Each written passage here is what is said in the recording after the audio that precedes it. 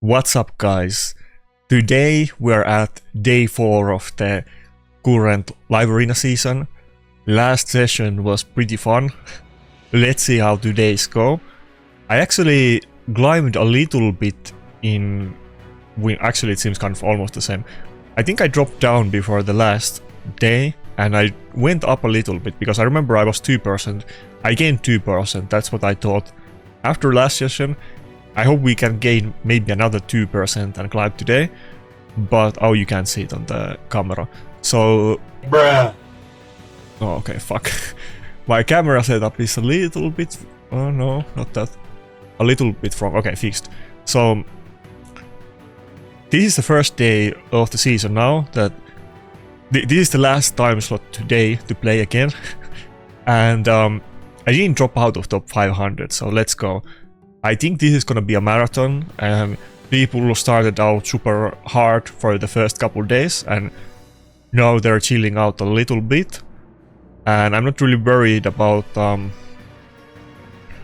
being in top 100 just yet, even though that's definitely the goal. Let's see. When I look at the other people, okay, this guy's not a lot more games than me. Respect to B Club, only 88 battles, but most of these people seem to be like half or more battles than me, let's say. Maybe like double or half more. What is it at top 100? Okay, rank 100 is 110 points or 109 points more than me, and they have good amount of more battles. I definitely will gain 100 points on this session, assuming it goes as good as the other ones, so let's go. Yeah, the last one was a fun one personally for me. I don't know if we're gonna top it this time, but let's keep the party going at least.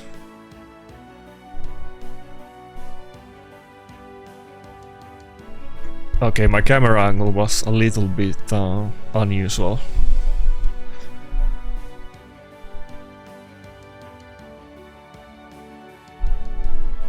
Apparently there was some leak today, like I don't usually pay attention to this stuff, but there was some video link. I think what I saw was on Final Genbatsi. I think that was the leak, like there was some video about new champion, and on Genbatsi stream we were kind of puzzled that it doesn't seem super hype and it's probably some kind of Night Revenant champion and doesn't seem mythical. It didn't have a lot of particle effects and so on, so... But Plarium community managers were a little bit rattled that oh fuck, there was a leak again, there goes our peaceful Friday, so... But I don't think it is some kind of major update, it was just a new champion, maybe some fusion or something, but who knows. Maybe there will be more sneak peeks and it's actually part of a bigger thing. I don't think so, but based on Plarium response, maybe there is something to it. I don't know why, is there some kind of lore explanation, but... Fuck Nell. But I feel like a lot of them... Just go mod. I hate this matchup, I wanna ban both mod and... Nell. Should I go Sulfurion and try my luck? Yeah. All of the mythic champions seem to be some kind of like god-possessed beings, like they all have some kind of particle effects around them, like they're, you know, glowing, you know, angels of death or some kind of demons or something. Is there like a lore explanation to it? Because at one time I was looking at all of the mythics in every faction and they all look like they are possessed, especially like always when they switch to second form, it looks like it's some kind of god-possessed form or, you know, demon or whatever, you know, mythical entity possessed form, but that's kind of how it... The visuals seem very clear with that. Is there some kind of lore explanation to it? I haven't super deep delved to the raid lore. I remember back in the day, like, seeing this champion in-game lore is kind of new thing. Okay, Nell didn't really destroy us there. It has pretty high level blessing. Fuck, I should have killed the nail. I think I made a mistake. I can't kill it with the A2, I don't think. Okay, polymorph works. It's not over yet though, but... So, they didn't used to... Let's go. They didn't... Fuck. I think I go A2, yeah, A2 of course. They didn't used to have the in-game... Like, the lore of the champions in-game when you were looking at their index and portrait. But they used to have like a forum, which most people don't even know that there's like a forum for Raid. And I think from the beginning of the game, there was like one employee in charge of Plarium that was like writing the lore sections for I think not every champion but most champions, and I'm sure the goal was to do it for every champion.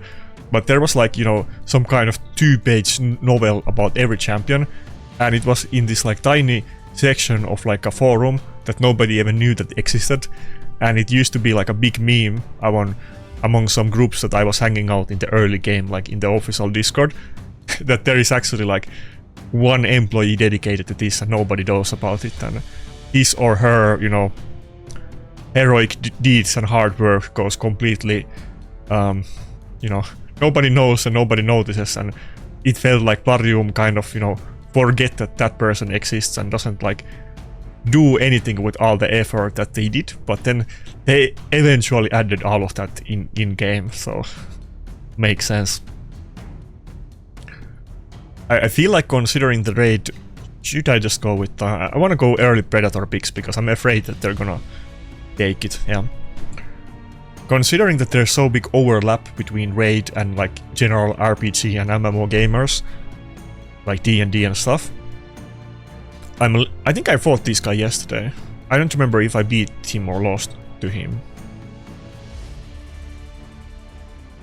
I'm surprised they don't play more into the lore. I guess they're doing it more these days than before, but I mean, there's a lot of interesting champions and so on, so we could have some kind of more, you know, more commercials or some kind of thematic related events and stuff, but I guess it's still a mobile game in the end, so it will be pretty big effort to try to create that kind of lore. Like, make a big lore.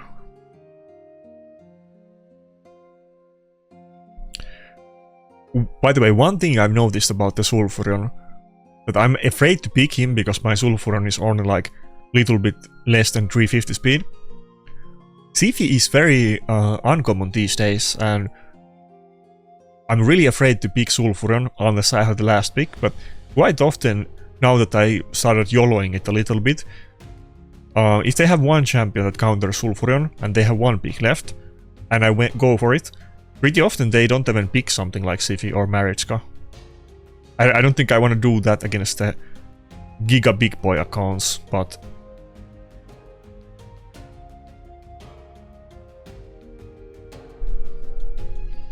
your average, you know, little bit more advanced player, I probably should do that, because if I happen to get Sulfurion right and I'm either faster or they just don't counter it, it's such a broken thing to get rid of the stone skin and turn meter boost your team.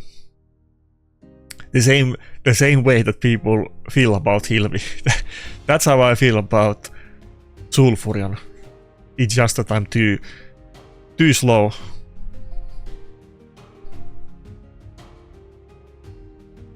Okay. Everybody is feared. That's not great.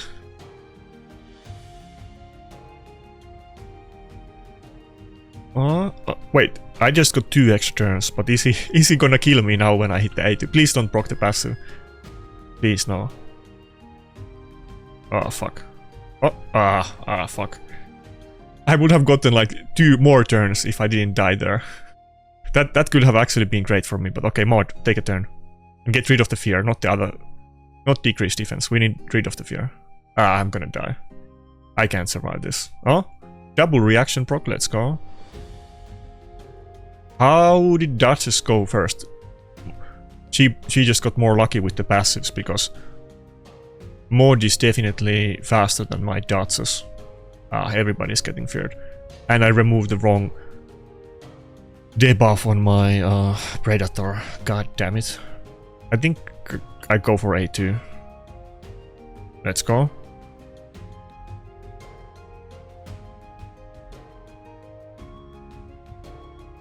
If Predator... he has the Embers. Maybe I can survive it. Probably not, but please don't get feared. Let's go. Oh, nice. I don't get how this works. You know, sometimes I hit Embers like that, and my Predator dies from like full health with massive shield, and sometimes he takes no damage. Like, are some people running like those reflect gems on... Like... Do they really make that big difference? Maybe some people are just going full reflect games or something, because I don't understand Ember's passive. Sometimes it does like 250k damage on my Predator when he does the A2, and sometimes it doesn't even break the shield. I don't get it. I was really afraid there. I thought he was gonna die, but it wasn't even close. I don't think I have any of those reflect gems. The gems are sometimes almost even more powerful than the relics, to be honest. What do you guys think about that? But some of the relics, I mean, not the relics, the gemstones are like insane. That you could fit multiple relics that give you 10% damage on kill.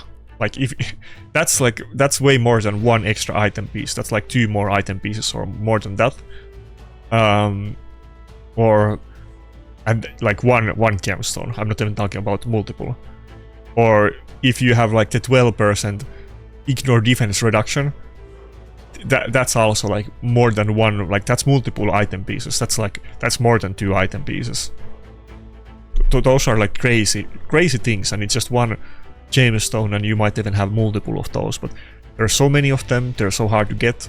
I suck at Chimera. That's my biggest weakness in the game. I don't have too many of them. Luckily, I happen to have a couple good ones for Predator. I have one of those 10% more damage on kill, and then I have one that it's only epic, but it's really good epic, that you get 1% more max health up to 10% every time you heal yourself, and obviously he does it on his A1, and he keeps spamming the A1, and he's health scaling champion, so it's kind of a bonkers gemstone. Like, that gemstone, it's only epic one. That effect on that gemstone is like, I would say, better than like a lot of the relics, actually. Most of the relics. Like, one gemstone. That's only epic. Okay. I don't think... I'm a little bit tempted to go with Sulfuran, to be honest. Should I try it again? It's quite... No, just let's go mod and pray for the polymorph. It's almost certain that his Odin has to be faster than my Sulfuran. Because it's 6-star blessing and it looks like a big power account, so... But if I did cut in or go first, it would be good.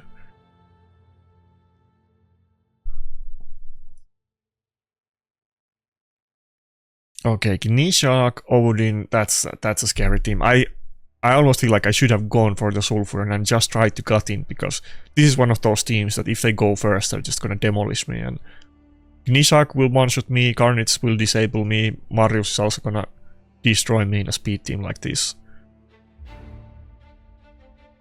And I'm getting locked out. I think I go for Odin ban, and then I just pray that Predator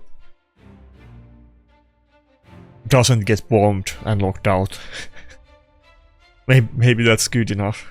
I just need to dodge 2 things, and maybe that's good enough. It's kind of squeezy if I get to like nuke, but he has multiple nukers and I'm getting locked out.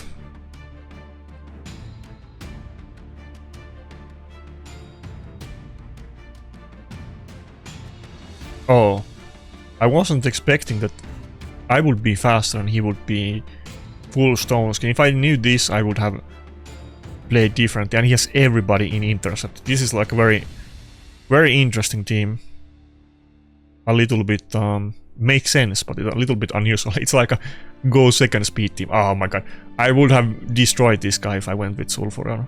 But probably not. I'm sure the Grixia still would have been faster, but maybe if I banned Grixia and I just got lucky with Odin, or he didn't buff with Sulfuron, maybe I would have won. He probably would have banned Sulfuron though, to be fair, so... He went for mode ban, so he definitely would have banned Sulfuron too. Okay, not a bad start. I mean, not a great start, but it's not over yet. Come on, Predator. Get one more dodge. Then we're talking. Ah, fuck. The passive got blocked. Please get stunned. If Marius doesn't get stunned here, I'm screwed.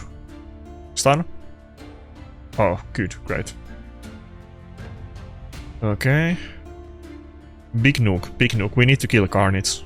Carnage has to die. Let's go. Let's go. That was a little bit close, but okay, you know. Predator. What can I say? There's no way I would have won this battle if I had like Marius or Galleus, my other, or my Carnage, my other alternative options instead of Predator. Only Predator can do this. Even Rotos couldn't do it. So to be fair, if I had Rotos in aspect of Zeroth instead of Death Dealer, he might have survived. But even if he did survive, I don't know if he could have soloed the entire enemy team because he doesn't have AoE. So, and like I mentioned before, the fact that the Predator A2 is not just well hitting AoE, but that it's a double hitter and we can kill targets through sheep and some other shenanigans is actually very relevant quite often. Because if I just did a big nuke and killed them on sheep, I might get... I mean, the Carnage would move before my Predator and it would be a good chance that I would get screwed after that.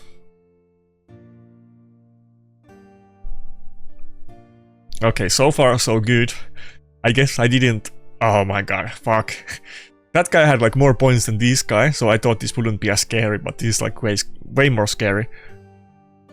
So far it seems like I didn't burn all of my RNG yesterday, but now we're getting into really scary fights. Man, that's like ultra giga meta team. He has...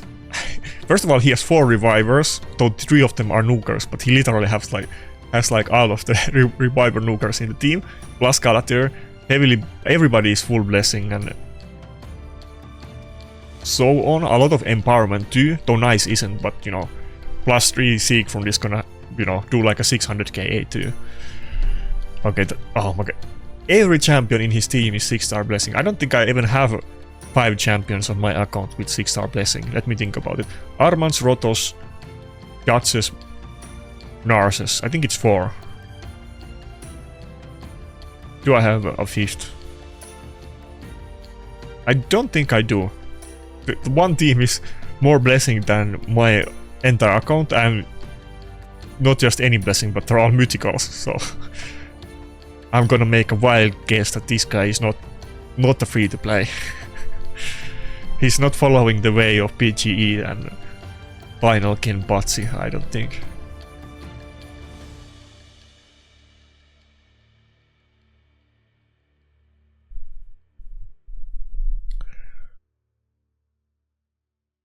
Okay, no polymorph yet. Can we get it now? So I wait, did it proc? I wasn't paying attention. Did he have I didn't see if he had like interception or not though. Okay, not terrible. Duchess died, but nobody really took damage outside of it. Maud is not super tanky because it's so hard to build everything on her. But fuck, I have to go A2 on Galatir. There's some other options, but Maud is good affinity. He has 3 magic affinity nukers, so that adds another layer of RNG safety. Holy fuck, what do he has on Life Harvest? Yeah, he has 6-star blessing Life Harvest on Galatir, and Duchess got mega screwed by dying. Oh fuck, everybody got stunned. I wish we did more damage and proc the passive there. But he doesn't have immunity. So if Predator gets a turn, and he doesn't have evasion now because he took a turn when he was stunned, but if... Oh? If Predator were to get... I don't know if I can kill the Galathyr. If Predator were to get a turn, I could kill the... Fuck, I'll try. I could kill the... not enough damage. I could kill the Siegfried now. I think he has to have those ignore defense relics on that Galathyr. It makes sense. I should have gone 8-2 on... Nice, I think it's over. I did the wrong gamble. What? Okay, Rhodos... Rhodos got angry. Rhodos got giga angry there. It's still not looking good. Oof. Oh my god, he's slapping me so hard. Come on, dodge, dodge, dodge. We need it. Predator. Okay, fair enough. Kind of close, closer than I was expecting, to be honest. But not close enough, I got Giga Discharge. I wanna see this account. He didn't seem that scary, only 12,000 total points, so though he has 400 on this season, so he's very high rank of course, but... Oh, 70 million player power, okay, that's a very... That's actually really high. Though I've seen many accounts these days, there's even quite a few like 100k plus player power account. Okay, maybe not that many, but if we look at the top clans, okay, let's forget about Panda, you know. Panda is a little exception, but yeah, even outside of him, there's like 3 in Aspi. How many is there in other clans? Why did I just complete a quest? What did I do? Stop bugging out, you. Let me see. Okay, Mad has yeah, there's not that many. Mad has 3 people. How many people they have over 70? Not too many. Only few. And Infinite, who used to be the leader of the Mad, who is not a free to play, to put it mildly. Even he is only 70 million player power. Obviously, player power is a very bad metric because it's highly dependent on how many champions you have built with gear on and just how many champions you have, but still it's kind of crazy to see champions see accounts with that high player power. I mean, it's definitely not maybe indication of how good builds you are or how good gear you have, but it's definitely tells how not maybe strong, how invested you are on the account, let's say. You definitely can't be just like a new player that whaled a lot and be 70 million player power. That takes some time as well, not just whaling, so...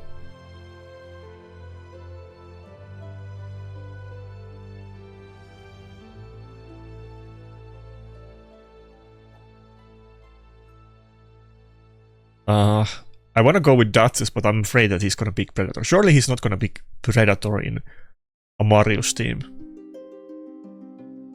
First pick Marius is kind of bold. Usually it's not the first pick, but after the first.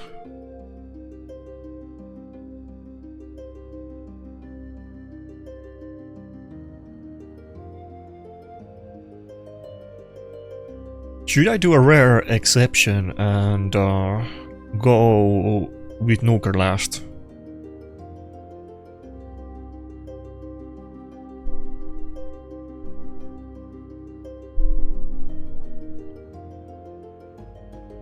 Nah, we're still gonna go with Rhodos, I think.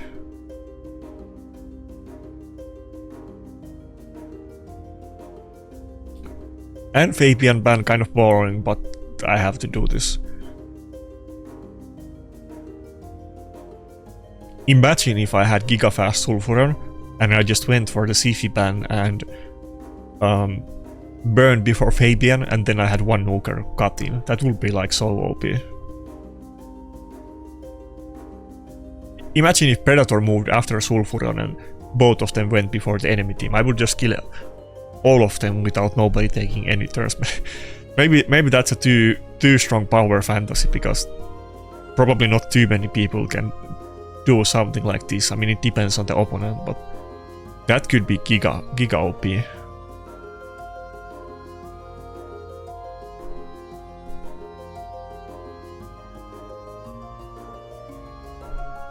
Maybe when I get to that point, then I'm gonna be the one crying about polymorph. We'll see about that.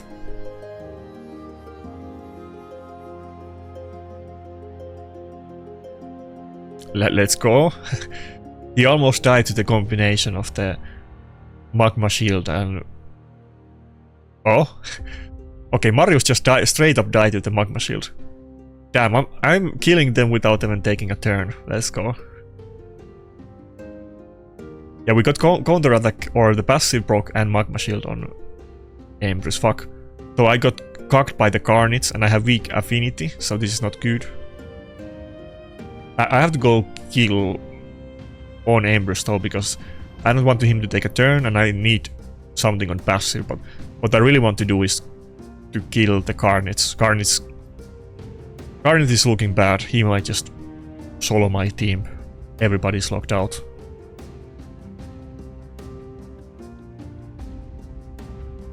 Oh fuck.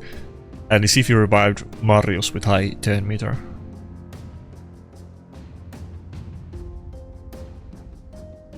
Okay, Predator doesn't have a lot of kills. I'm counting on you. Oh fuck. I think we lost this one. Ooh, it's over. We're giga debuffed, not buffed, debuffed. We have every debuff under the sun pretty much on us.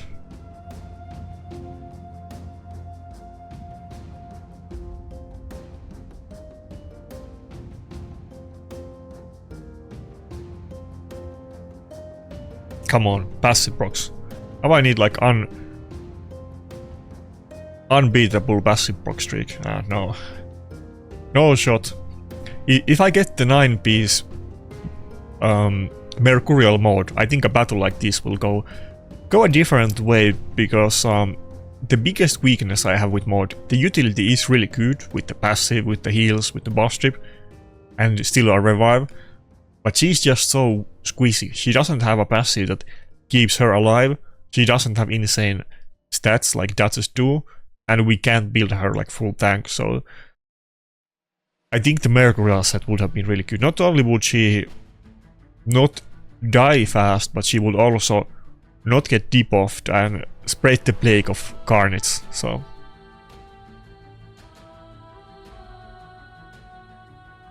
Okay, we're 3 wins, 2 losses, about to hit a bot battle if I lose this one.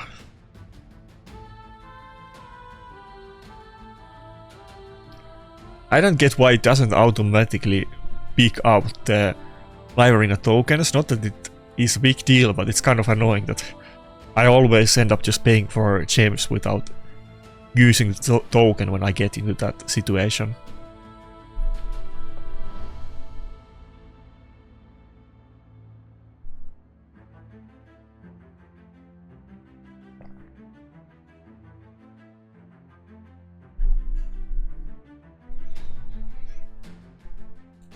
Mikoto. I used to have a clanmate with this name in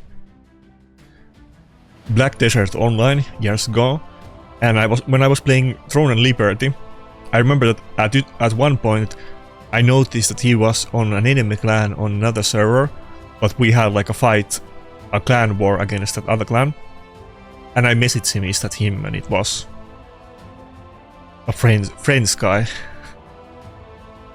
I'm like 99.99% sure it's not that Mikoto.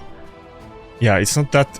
I think that guy is actually with Y, my bad. It's Mikoto, not Mikoto. It almost sounds the same when I think about it, but it's with Y. Okay, it's definitely not him. I take it back.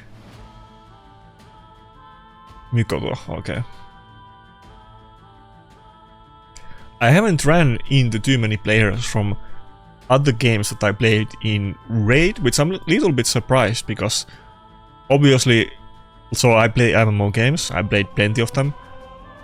There's the same crowd going to a lot of the new MMO games, and it's not surprising that you meet the same people in many of them, but I have also met same players in MMOs and other games that I met in non-MMO games, and I don't recall meeting people from like RuneScape or World of Warcraft or anything like that in Raid. Lots of people I talk with in Raid like played MMOs, I feel like huge part of the players, but not any that I personally encountered before. When I was on my hiatus from Raid and I was no life in Throne and Liberty, I met so many players from past MMOs, you guys wouldn't believe it. I didn't keep account of it and I don't remember all of them, but like talking about like several dozen players that I met. And it's kind of crazy that, you know, somebody, I remember like in the early on in the game, I think we got Sulfuran, yeah, Sulfuran. He does have the turn meter boost with the Elshit, though he might go before us, but so I was just doing some like random arena battle and I didn't recall the names at all, and it was like not that kind of arena battle, it's like 3 versus 3, but not with pre-made teams, so it's like everybody's random, not like in, you know, World of Warcraft. And both of the players no, I think it was one player in my team and one player in the enemy team. They both messaged me after the battle that hey, we played. The other one was also from Black Desert Online, and the other one was from what do you call it? Bless Online. Two of them were my old clanmates in different MMOs, and they were both like from like I don't know, like 9 years ago and 6 years ago or something crazy like that. Like super long time ago, I had no talk with either one of them for many years, and we happened to meet all 3 of us in the same arena battle. It's kind of crazy.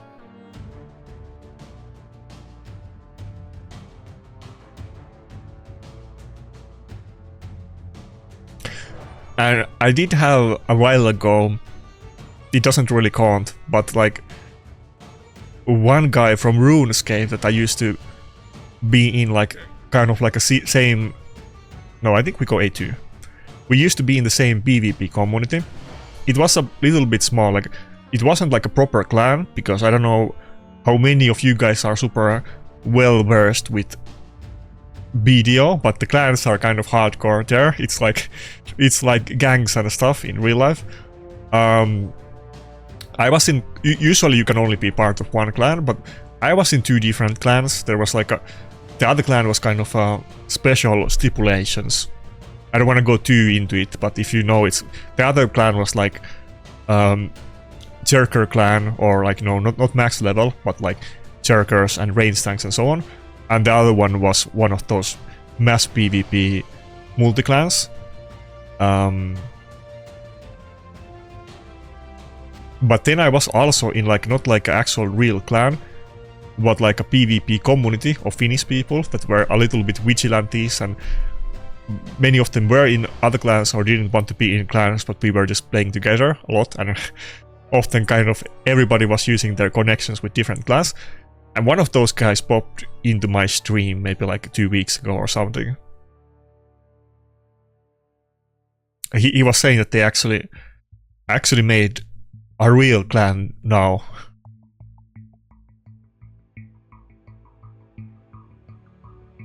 Called Winland. I think that used to be like some kind of motto in our PvP team. I'm not sure if that guy even plays Raid, or did he just randomly stumble on my stream, because he didn't talk about Raid at all. He was talking about RuneScape. Okay, so far looking pretty good. I mean, this is not like the scariest team we met today.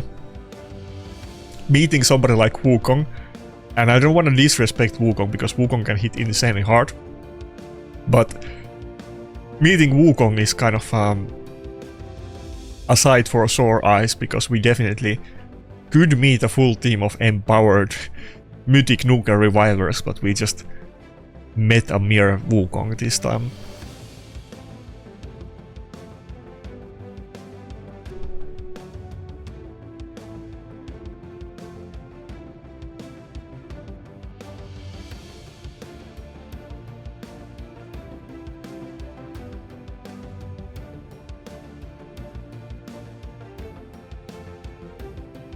I had my fun with Wukong when he was new. He was definitely super good when he was new, don't get me wrong, but kind of like most fusion champions, they become completely irrelevant over time.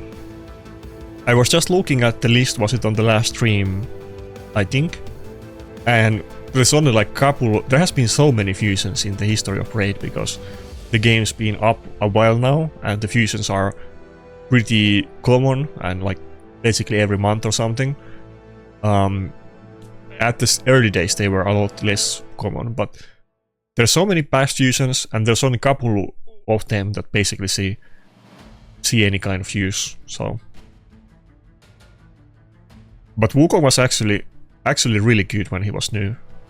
Oh fuck. Is he gonna one-shot my team? Protoss is gonna be really low. Okay, good.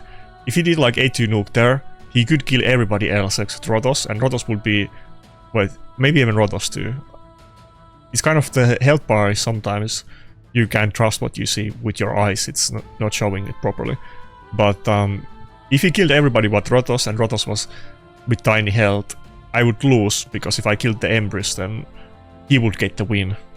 I've learned that from past battles. I don't know why that makes sense. If I kill them and I die to the recoil, I think I should get the win. I think in other games that's how it works, but I don't know why I get lose if I land the actual killing bow and die to recoil. Or both should get win. I think that could be, you know, we're already getting bot battles, so I would say that if both teams die at the same time, even if one technically loses first, we could just give both of them a win. Why not? Maybe some people would abuse it. That would take a lot of coordination though, but I'm sure there is some madmen out there that would figure it out and do it. It's kind of crazy though that there's a little bit variance on the win rates, but we do see still quite many people with 80+%. And do these guys not like, they're so high up in the rankings, surely they meet each other a bunch of times. It's kind of crazy that they can have this high win rate. Also, this guy did 643 battles. How is that even humanly possible? Is there like 5 different people taking turns and playing on every live arena time slot? Or how did they do 643 battles? I have played every day. Granted, I only played one live arena time slot, only 2 hours every day, you know. But this guy has almost 10 times more battles than me. Holy moly. And more than 90% win rate. That's... I don't know which one is more crazy, the amount of games or the win rate. It's kind of close. Maybe the amount of games is honestly still more impressive, but I don't know about this account specifically, but I think I heard people talking about it. I think there is multiple people playing on it. Correct me if I'm wrong, but I think somebody was talking about driving on this account or something, so I assume it must be multiple people. I don't really know. I used to be so deep and in that world with, like, you know, I knew a lot of those people that were like mega whales in the top clans, but first of all, almost all of, like, it's been several years at this point, almost all of my old, you know, clan mates and old enemies have quit the game at this point. Or okay, maybe that's... A lot of the old enemies still exist, but many people have moved clans multiple times, but a lot of my old clanmates specifically, I don't see their names in the game anymore at all, only a couple names, and some of them might just have different names and still play or be in different clans and so on. But of course, a lot of the accounts still exist, even if the players on it might have changed or even multiple times.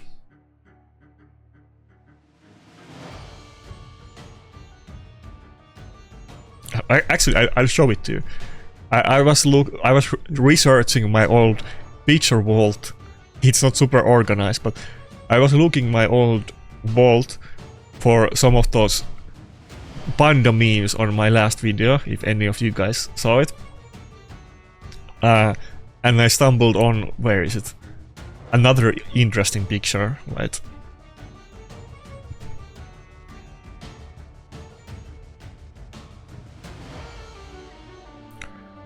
Okay, we need to play for the polymorph here. I feel like Carnage is such a game over if we let him go through. So is Nell, but Nell is giga inconsistent. I think the play here is to ban Carnage and just you know, believe in myself that Nell is gonna get polymorphed. I think that's the win condition in this battle. I can't hesitate. It's polymorph or die.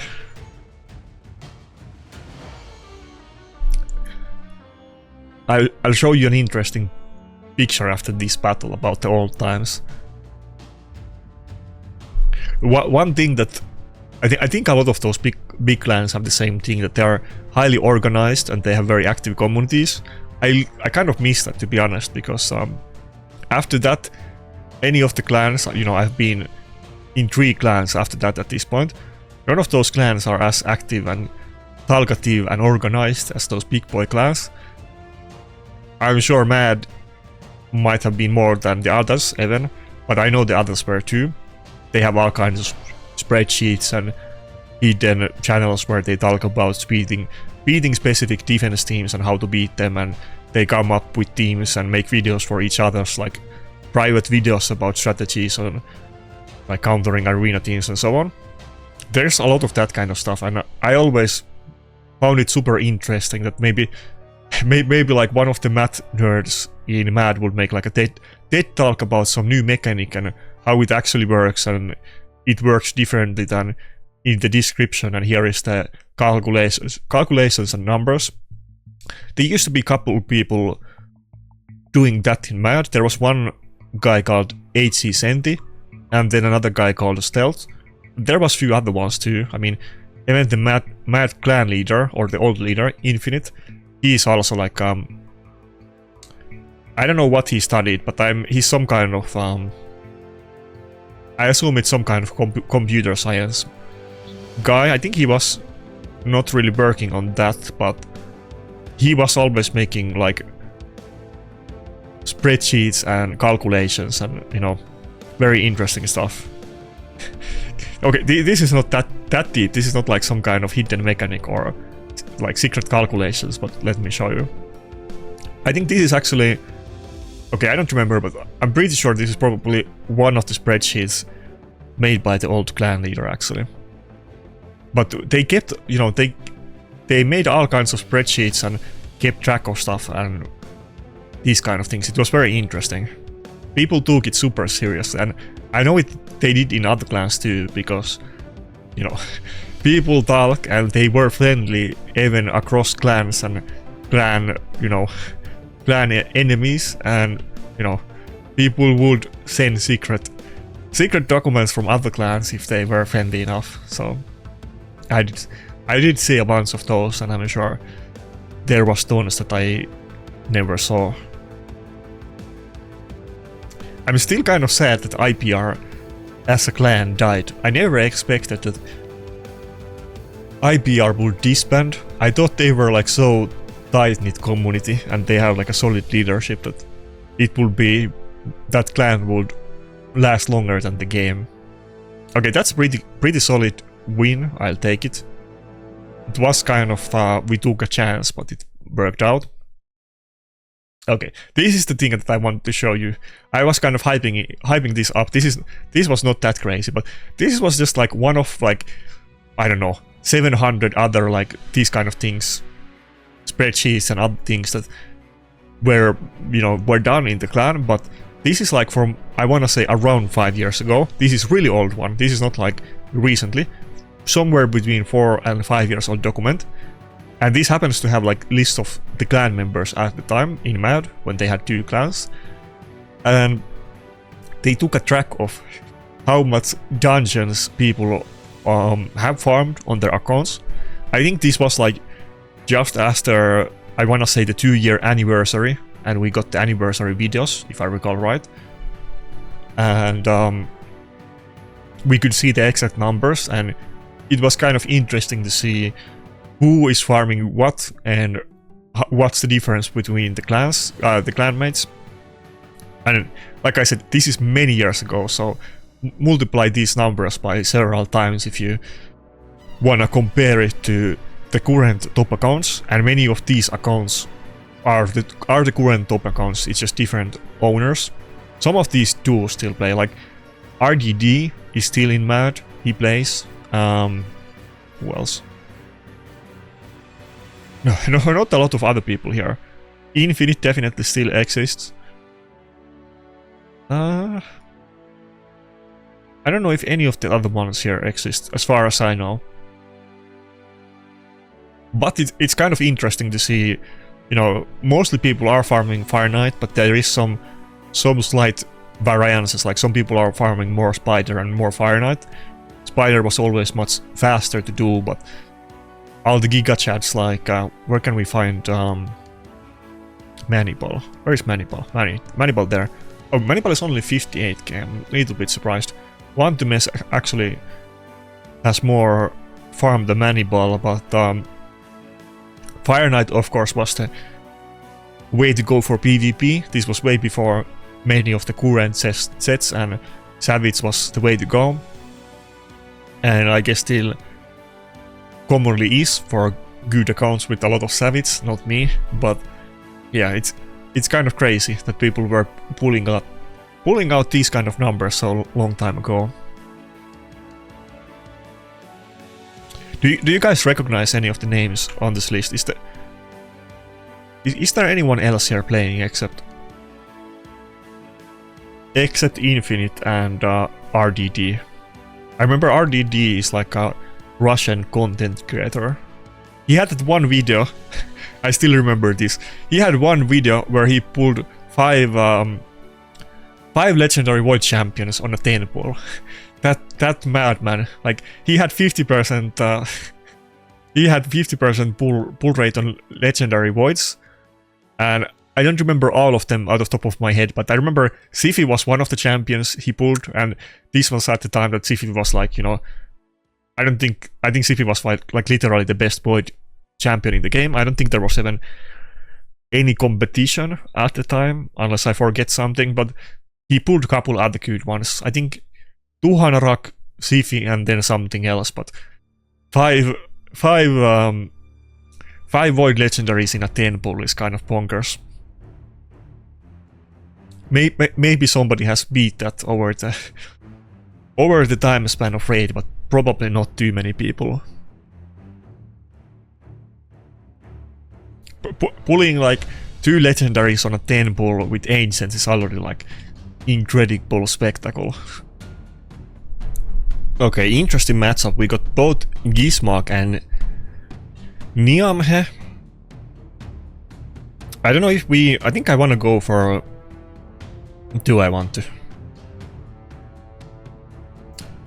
I was gonna say I want to go for Gizmak ban, but should I? Should I just pray for the polymorph and go with the Grixia?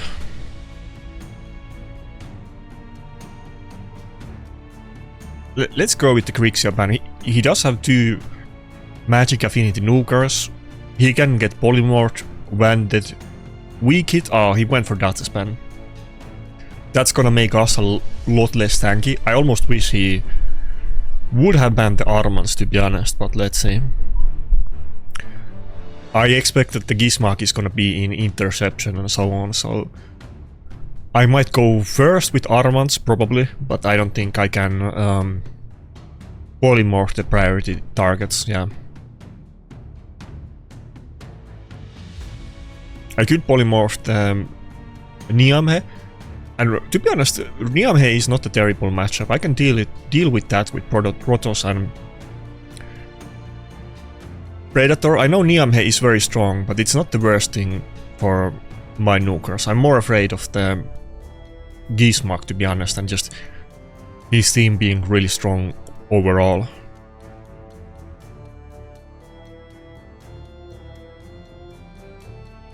Okay, Gizmak, please get polymorph. We lost... okay, no. We lost Armans there, or not fully lost him, but... Ah, fuck. It's already... Oh no, it's not yet over. I still have Predator, but... Armans was polymorphed, so that was one less chance to polymorph his Gizmak.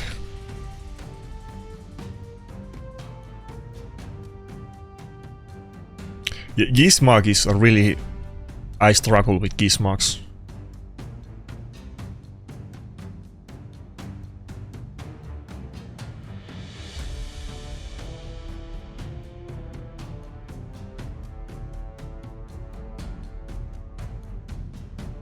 Okay.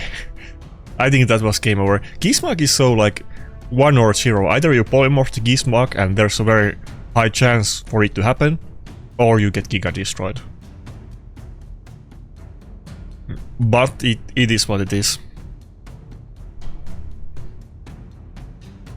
I'm kind of, you know, although I get farmed by Gizmogs all the time, I do like the fact that they actually made a good blessing of our burns and made those champions more relevant, though I'm pretty sure Gizmog was added as a champion way later than the burn blessing was introduced, of course, but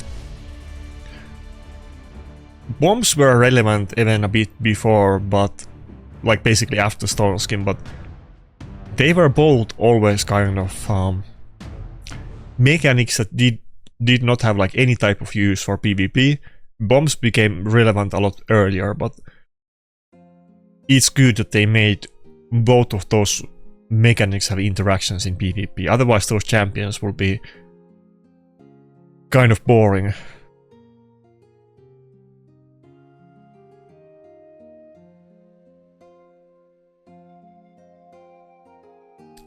I don't know if I should have gone for the Rotos pick and not Predator. I hope he's not gonna pick it, but he started out with 2 debuffers, so I went with the Polymorph first. Oh my god, I called it. I made a mistake. He got me, fuck. We're gonna get a bot battle soon. And I was just saying in last battle that Niamhe, even though it's crazy powerful, it's not terrible matchup with both Rotos and Predator. They both happen to be able to deal with that, but now it's a different story. He got my... Should I try something atypical for me, like go with Carnage? I think I go with Carnage and Necret and just YOLO this. I'm kind of screwed already, so...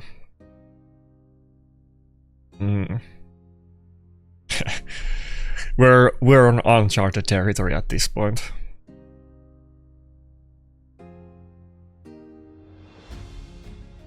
I don't think Rooster would deal with this very well, even though he can ignore the block damage with that one ability, but I don't think it would play out that well. We go for UDK pan, I'm sure it's in Stone Skin and it would... oh. Well, it's still the same. I was gonna say it would prevent the Carnage debuffs, but of course it would prevent Rotos as well, so...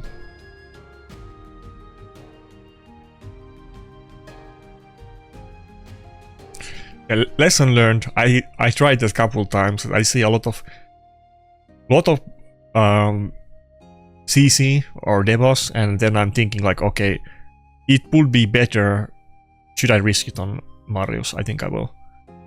It would be better if I pick Rotos first and get the Polymorph in the team order, at least on paper, assuming that they're not gonna pick Predator, and then they pick Predator. He is very... Like, they pick him, it's not usually the first pick, but if Predator is not among my, like, second or first or second, like, turn picks, like, if they first pick 1 and then I pick 2, if I don't pick Predator, they usually take it. Or if I pick first and then on my second turn pick, if I don't pick Predator, they usually take it, so I need to be more wary of these in the future. Maybe I need to change my plans about what champions I'm gonna get 6-star blessings on, to be honest, because I really want to get I really want to get Polymorph on Predator. I'm not gonna lie. Then it will be easy, no brain second pick for me every time. I need to get that Polymorph.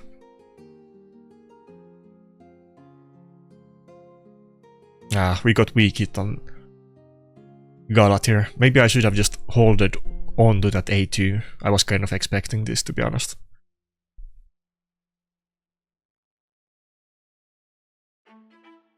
Polymorph? Let's go.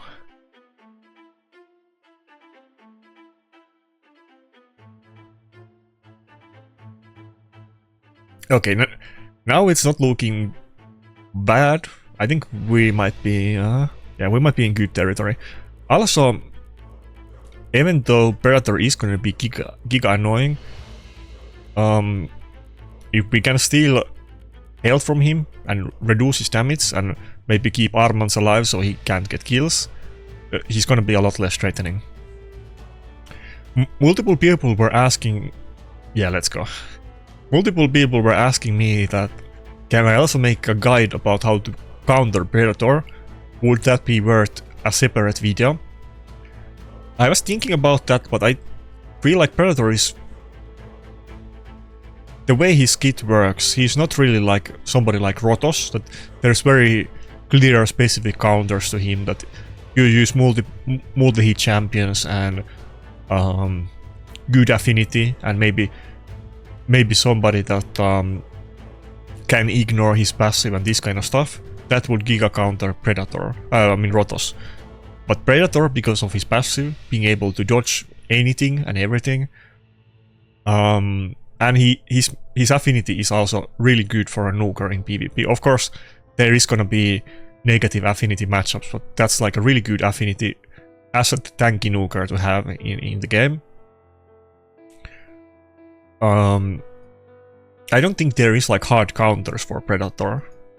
He's just overall strong champion, and he has a strong, let's say, neutral matchup against like anything, but he is very like strong overall. But I don't think there is like really hard counters. Of course, if you can CC him, that's the way to go, but he can dodge CC, so I should have done A1. I was too thought in my own thoughts.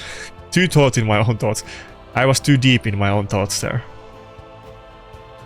If you guys have any other ideas how to counter Predator, I'm definitely all ears. I think if he gets CC'd, or if he gets, for instance, the Carnage debuff that his passive is blocked, then he's really like screwed. But he can also dodge those. So even if you have something like Carnage on your team, that's not like I win button, that it's a hard counter and Predator can't beat that matchup. Even though Carnage is good affinity against Predator, but Carnage is also a very squishy champion, and assuming that Predator doesn't get weak hit, he can still easily one-shot Carnage, so, and he can dodge the Carnage damage, so it's not completely black and white matchup actually. Okay, the game is passing out a little bit.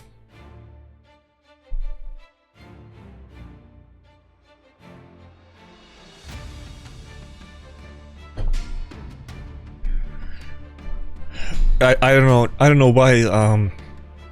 Maybe I need to take a screenshot about this. They're giving me like a proper portrait for pixels or something. I don't know what I would do with that, but since Plarium is giving it to me, I might as well store it in my walls. Okay, Plarium didn't course correct there, and I was stuck in that screen for quite a while, so I gave up and restarted. Okay, good. The battle at least counted as a win and not a loss. There's so many small, not like big deal, but there's so many small bugs in Live Arena. I've had multiple visual bugs recently. Does anyone remember the sleeping Rotos? That was one of the funnier ones. I should look for the clip and just save it for some purpose. I don't know what specifically, but it could be like a funny channel introduction or something. I need to go look for it. If anybody remembers what video was the sleeping Rotos, or not even the timestamp, but if you remember which video, then let me know.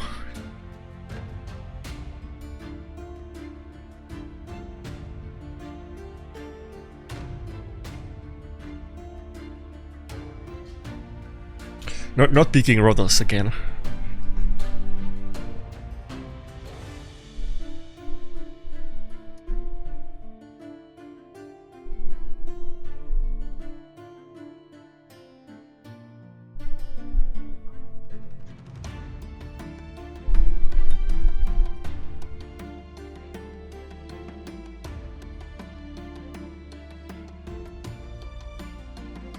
Okay, we got like triple whammy with both Gizmark, Nail and Carnage, but this is like if he wants to play this game, then both of us can play it. This is definitely a Sulfurion matchup. Now, if he picks a fast lockout or immunity champion, I have to ban it. His Gizmark might be faster than my Sulfurion, so we'll see about that. I might still get cucked by Nell when Sulfurion does the shields, but let's see.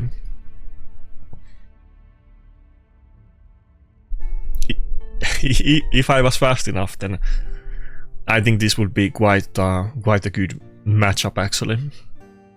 He went just all in on nukers and damage and didn't care about any support. I mean, those are very like utility nukers of course, but still. Okay, double intercept. And Gizmark is faster, fuck. At least we still have, okay. Not bad. Okay, yeah, we're good. This could have gone a lot worse. Oh fuck. What? How is Embrus going before my Sulfurion? Wait, he has the high level, oh fuck, I forgot. He has the high level, yeah, 6-star blessing on the burn is OP, it has like the turn meter manipulation. I forgot about that for a second. That one is like Giga OP. Okay, we lost this one. There's no way Predator is gonna actually take a turn here. Even though it almost looks like he might, but he's not gonna. Ah, fuck. Okay.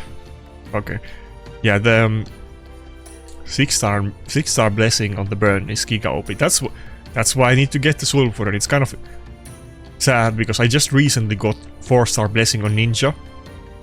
And like I said, I wanna be more relevant again and be part of the big boy competition, but nobody is gonna have me if I both suck in CVC and in all the, Chimera and Hydra. I feel like I need to get 6-star blessing on Ninja. It's such a big damage boon if you go from 8% extra damage to 30% and then plus the other stats like accuracy and speed, and we can focus on other things. I feel like I have to go for 6-star blessing on Ninja. What do you guys think about it? But I feel like I have to. I don't want to do it. I'm like forced in the corner that I have to do PvE, which I don't really care about that much, but I need to do it if I want to do PvP, if I want to get the good loot and be, accepted by clans. As you can see, I mean, like CHQ2, the B leagues currently, I'm kind of banished to the Nether Realm, which, fair enough. But I want to get 6-star blessing on Predator and Sulfurion, and those would be like big upgrades for PvP, especially Sulfurion, because I have big plans for Sulfurion. I will do all of my best to make him faster. It will definitely happen over time. I will invest everything on him. I'm not gonna have 15 speed boosters like Hilvi. I'm gonna focus on Sulfurion. But, so right now we get 25% increased damage on burns, and I would say that Sulfurion is basically not viable if you don't have Blessing, because then the burns are not even gonna break the stone skin. With 1-star Blessing you can do it, but if one resist or something, then it might not happen. It's kind of close.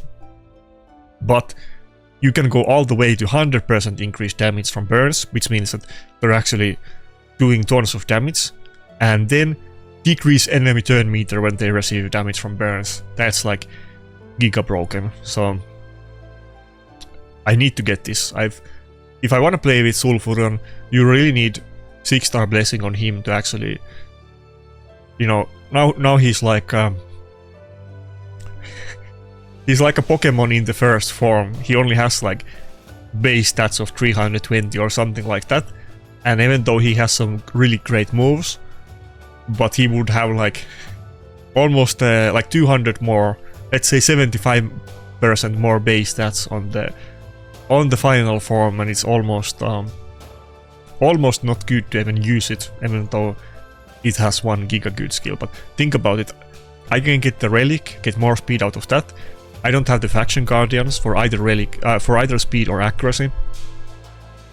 Empowerment is not gonna happen, but if I get relic and blessing and then a little bit better gear, like there's one guard speed there, I think that's the only one. I think he has couple double speeds actually in the bottom pieces, but I'm sure I can fix that later on. I have 2 quads here, but they're both on armants. Oh no, the chest is triple I think, but I have quad stone skin speed gloves, but they're on armants. But I'm sure I'll get upgrades to these sometime. Not maybe soon, but at some point. And if I just get the blessing and relic, that's already like 40 speed, so... If he's only 346, which is not crazy, but I'm sure I can get him to 400 plus speed at some point. Then he would be relevant and he would be fast enough that if I use him against enemy fast support CC champions or utility supports that are not fully invested in speed, he should outspeed them. That's the goal. Like, I'm not gonna aim to outspeed the enemy fastest champions like Armans or Fabian, but maybe I can outspeed like what would be a good example? Maybe I can outspeed an Odin that is building crit rate and stuff. Even those are usually fast, but you get what I mean.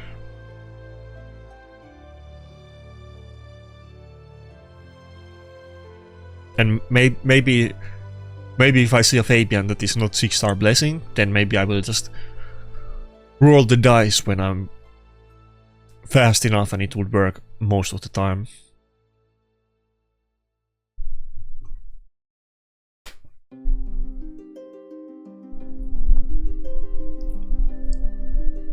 Okay, that's the first Theodosia of the day, I think. Definitely not gonna be able to whip out burns in this battle.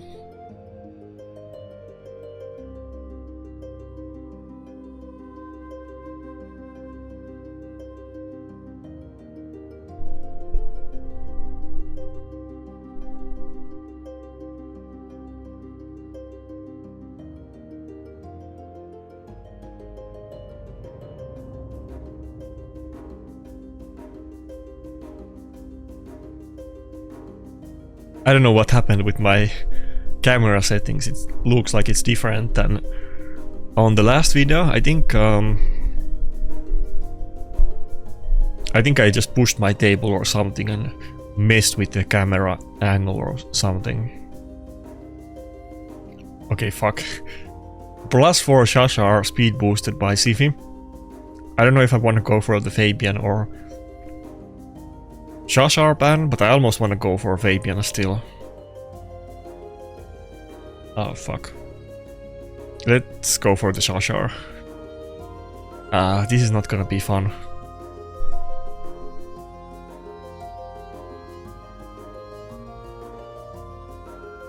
Predator. Rotos. We need some passive procs and weak hits. You need to do your magic here. I'm not gonna win this battle if we don't... Okay, let's go, if we don't proc something. Okay, both of them did their job, just as I told them to. Rotos got weak hit and Predator proc the passive, let's go. It's not over yet, of course, but... Oh, fuck. But it's better than it could have been. Oh, even Armans, I didn't even realize that. Even Armans wasn't... was weak hit. Okay, we got a Wand proc there. Too bad, I would have otherwise tried to polymorph the... Ah, fuck, there he goes. Tried to polymorph the... Nice, but we'll take this. Now, I kind of would have wanted to just A2 the nice and then get a kill and rotate back to the A2 instantly, but we had to get rid of that Fabian. Oh, this nice almost died to the A2 even without that many buffs. It's definitely Definitely different than the Panda. Fuck. I think we go for A2, A1. If I get extra turn, it would be really good. Okay. Not this time. Would have been great if I did. What is he gonna do? If he doesn't do A1 on Rotos, he's kind of in a checkmate. He should do A1 on Rotos, but I don't think he's gonna... Yeah, he's not gonna do that. Oh, he hasn't got Polymorph. Actually, okay, I'll take it back. I was gonna say that him getting Polymorphed was terrible for me. He still got healed a little bit, but it's fine.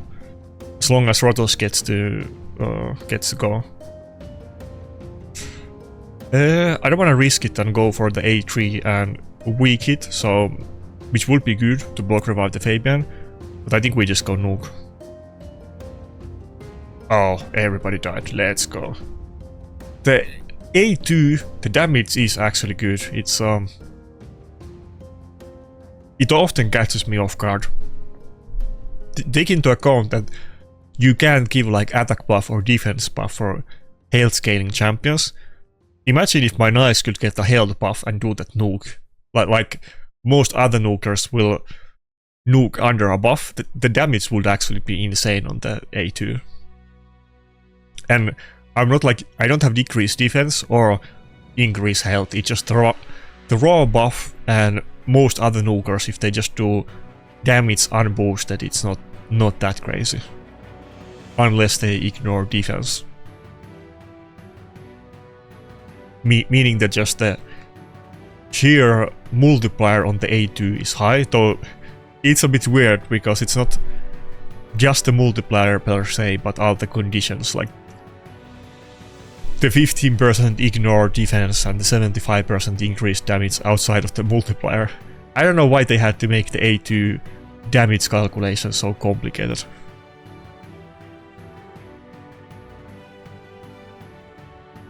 I feel like it was almost a trap that they wanted the skill to hit hard without people knowing that it hits hard. That you look, oh, it's like 0.29 multiplier. It's okay for health scaling champion, but not like Giga Bonkers. But then it's a double hitter, and then it does like 75% increased damage for the first hit and 15% less on the subsequent hits, and then another 75% the other way around on the second hit. And it's so complicated for no reason, I think.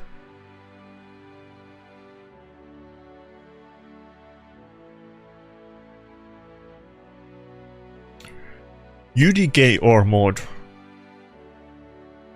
UDK would be fine on Siegfried, but I think mod is gonna be good against both of the nukers with the affinity and against Galatir, so I think we go mod. I have been kind of destroyed several times lately by the Siegfrieds. I'm a little bit scared of them these days. I mean, Siegfried was always good, it was never like a bad champion. Well, okay, I take it back. I mean, wasn't he buffed? He was buffed pretty long time ago, pretty early on, but since then he's always been good. But I feel like he's more meta right now than he was when I went offline.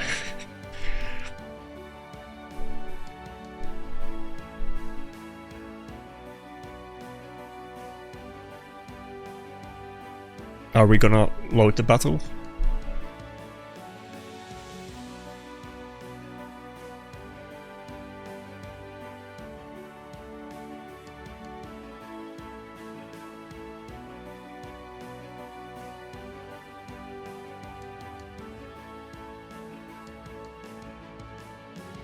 Oh, instantly to the second form. Usually they stay and chill on the first form, but this guy didn't want to kill the Rotos. He looks kind of high health, but everybody is alive. Can I just straight up kill it with the A3? I kind of want to see it. If he doesn't die, I'm gonna regret. Let's just do A2 on Galatir. Let's play it smart.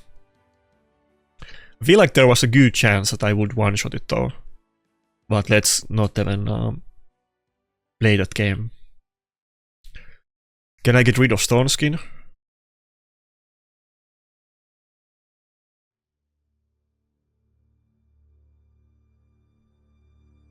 Oh, Predator went before what do you call it? Before the ambush, that's great. We can actually kill it. I don't know if I should kill... I think I should do it on Galatir first, but if ambush doesn't die, I'm gonna regret this. Okay, it did. Okay, good.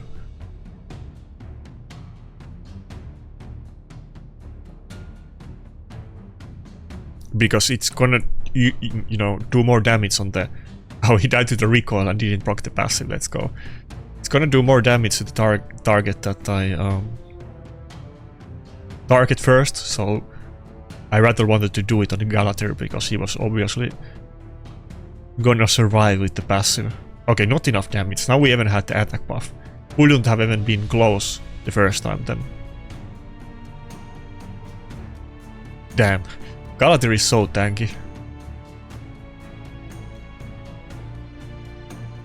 He clearly has good build on Nice. I'm a little bit afraid that this Nice is just gonna 1 versus 4 me.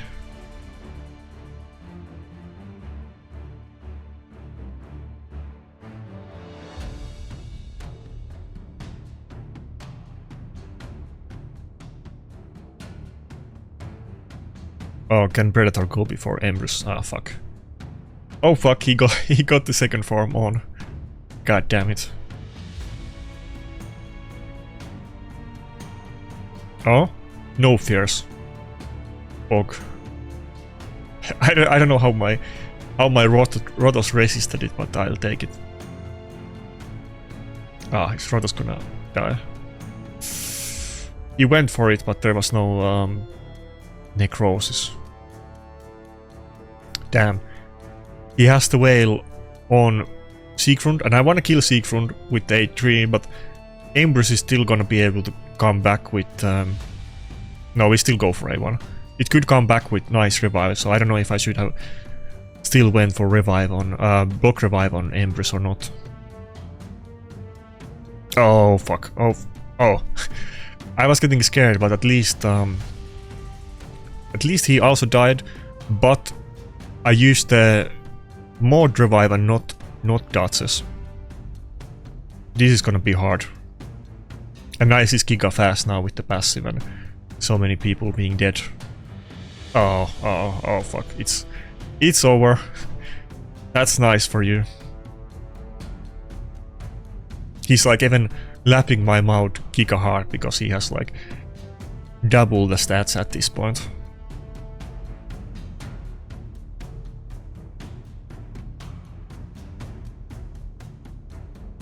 Yeah, fuck. It's kind of close, but not close enough.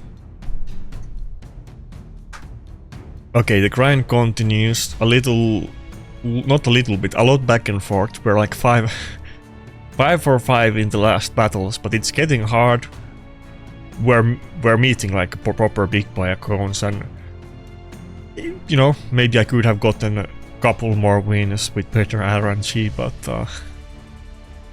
I had the RNG when I needed it, so I can't complain about it. I'm sure I'll get some lucky 10 win battle streak at some point eventually. Oh, 40,000 points and 564 this season. I think this guy is maybe like top 10. I think he must be like in top 10 probably. We'll check it after this battle. His account name is not super familiar to me, but obviously I've been out of the game for a while, so I don't know everybody, but he's definitely not like old school platinum pusher, because then I would remember the name. Even if I wouldn't remember exactly what clan he was in, and often, you know, most of those people have been in multiple of the top clans, but I would definitely remember the name, or at least have some kind of vague impression. And I'm like full blank about this name, considering his accomplishments. I mean, like his giga high points. So, oh fuck, another 6-star blessing Gizmok. I think I go for the Gizmok this time. I don't know. I want to go for a Carnage and both Gizmok. Fuck. And I can't even go with Donatello. He has 6-star blessing and Grixia too, so there's no way I have enough resistance on my Donatello. We have to go for more than Polymorph and just YOLO it. That's the only win condition. I mean, a little bit boring that I don't have like something else to pick in this kind of situation, but I don't. Oh my god. Everybody is in 6-star blessings on mythical champions. That's crazy. I don't have a single 6-star mythical blessing. I'm sure most people don't. I think I have a 5-star blessing on Galater, which I'm really happy about, and I'm hoping to use it someday, but not yet. Fuck. Which one? We go Carnage. We go Carnage. Gizmark is gonna... They're both gonna screw us giga hard, but at least Carnage is in the lightning gauge and he might get protected and so on. Gizmark is probably gonna be in interception too, but we have more chances to polymorph him. Okay, there goes the intercept. Can we get a polymorph? I think Rotos didn't get locked out unless I saw it wrong. If Rotos didn't get locked out and Gizmark gets polymorphed here, and I start spamming the A2 on Gizmark and reducing his max health, this might be winnable. Well, okay. Assuming that Theodosia is gonna even let us hit the Gizmark with the whales and everything, but... And we're gonna get spammed CC non-stop from every champion on his team. Well, not really Theodosia, well, less from her, but... okay. No polymorph. Rotos died. Revivers are both locked out, so GG. I got completely giga destroyed. That was like, you know, I didn't stand a chance there. Ah, fuck. 2 losses in a row. Now we have like a negative battle record too, and we're about to get the bot battle if I can't redeem myself on this one.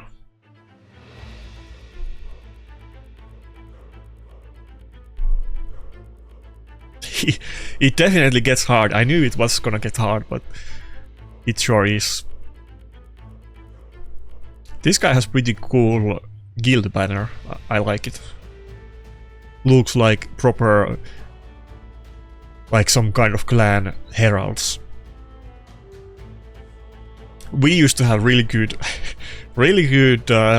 guild like herald or tabard or whatever you call it in arena enchants too. It wasn't made by me. I forgot who made it, but I really liked the one that we had.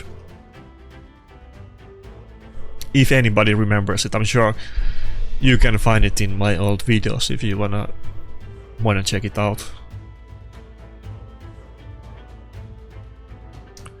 Okay, I put a timestamp. I'll find it on my Discord. I might as well put it on the video now that I mentioned it.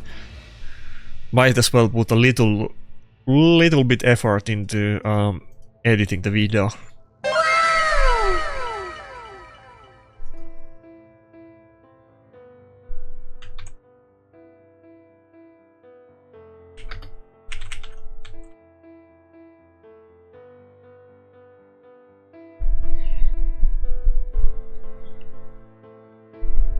Okay, that's a unique team. We meet 2 kind of rare Pokemons, 1 ultra rare. We got UDK and Hegemon.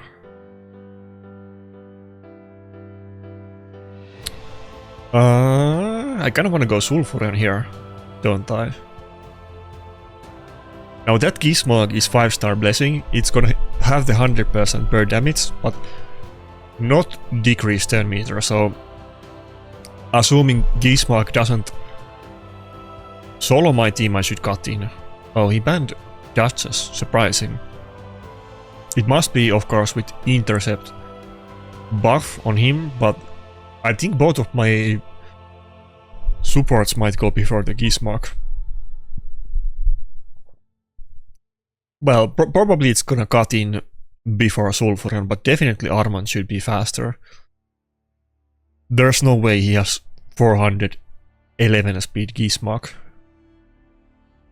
It's not even in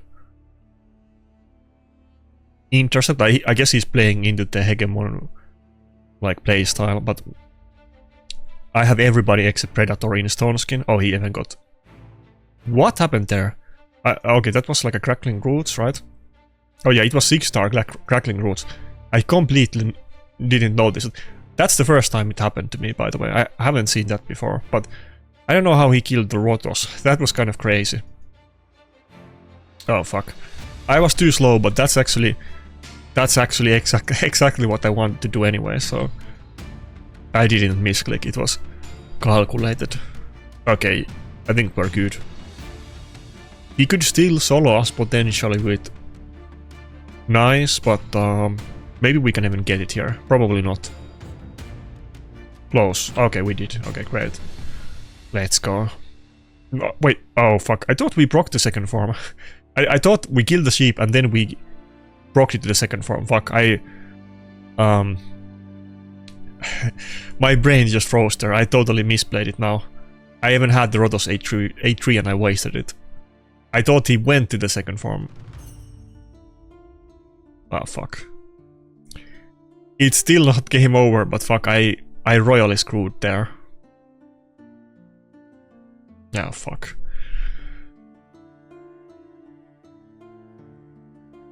I feel like he's gonna solo me. This is looking really bad, actually.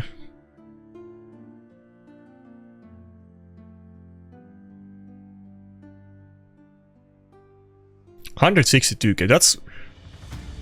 I think the highest I have ever seen that skill hit.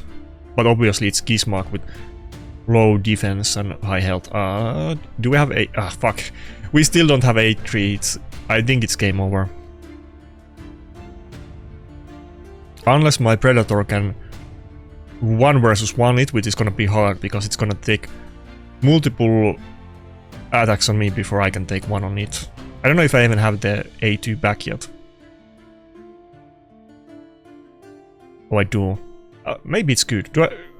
I feel like I don't have enough damage, but it might be kind of close. And I don't have A3, so I can follow it up with the ignore block damage. Yeah, okay, not even close. I feel like I didn't proc Helm Smasher on either one of those 2 hits. Okay. This is looking terrible. And it's so high health that even if I evade everything now and it doesn't heal up, and I have to also attack him myself, I don't think I have enough damage to kill it with the A3. Okay, so far so good. Can we get another dodge? Come on. Just go all the way. Let's get the win. Oh, fuck. Oh. I ate the hit. Oh, no, it's taking double turn. It's so fast because of the passive. Come on. We need the passive. Oh, so close. Okay. That was my fault. Fuck me. Okay. I screwed it. I'm a dumb. I can only blame myself. Fuck. Predator did fine. He almost corrected my mistake, but that hurts. Now I'm just I'm feeding points. Okay, now we get the bot battle that I deserve, I guess. Fuck. Dude, when the animation happened, I totally assumed that we got the nice in the second form, and obviously it was on the first form, but I just thought I had enough damage. The Predator hit so hard in the other battle, I thought for sure, like, for sure we did it. We did enough damage with the double hits, but no. Ah, fuck.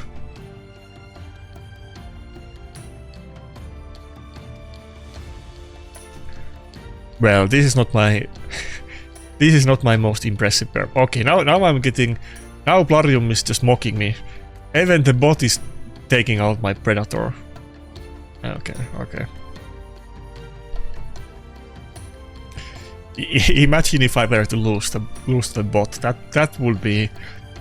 Okay, he's not super trying to win this battle, but... Ah, fuck. I almost wanna lose to the bot just because I deserve it, but I don't want to.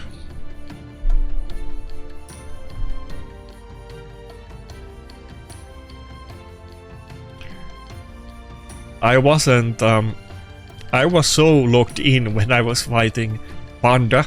I knew exactly what to do, and I played it correctly by spamming the A2 and not going for the kills. And I calculated that his Nice is gonna be high enough health that he's gonna survive the A2s. Now I'm just trolling myself, and I'm not, you know. I don't have as enough. I wasn't motivated enough to be super concentrated on that battle. I feel bad about it.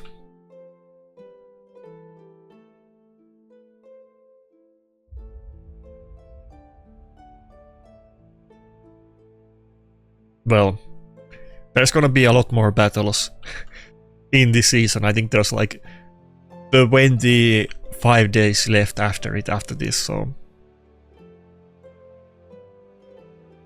I don't think I'm ever gonna stop making stupid mistakes, sadly, but maybe I'll have a couple videos where I don't make any. How many days left? Okay, yeah, exactly what I said. Okay, 30 minutes. Let's make that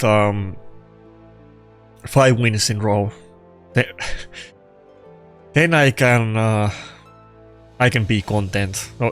Not proud, but I can be content if I get 5 battles in a row now. Let's go.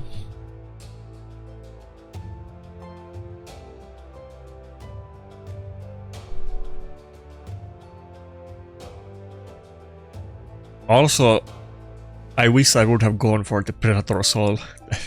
That's another major L and big mistake, but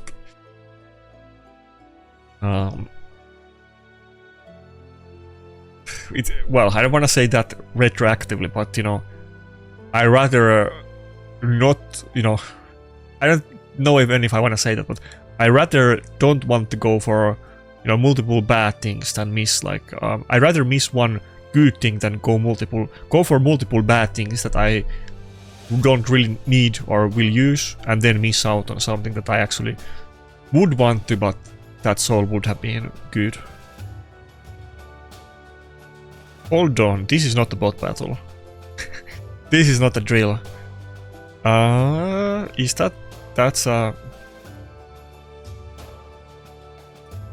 Sulfured battle. Now the Gizmog is not high level blessing. I don't know if I should just go for the Eostrid ban, to be honest, but Gizmog can't destroy me. I think we go for Eostrid.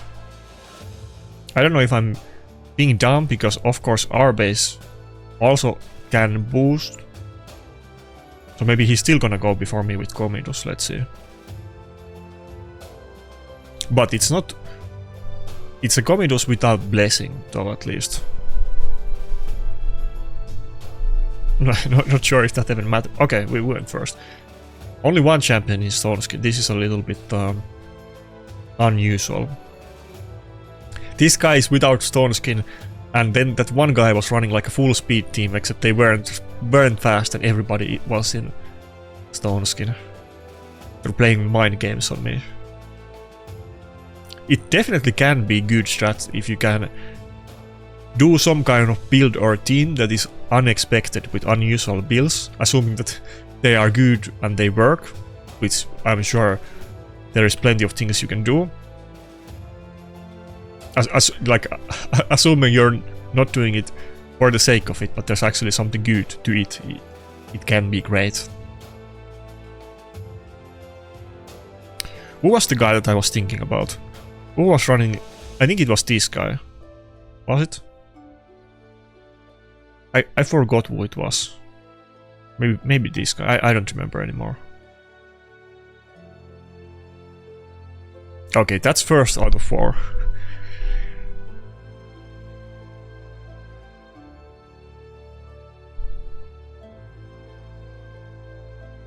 I wonder if I'm still gonna end the season with 50% win rate. That might be very likely, actually.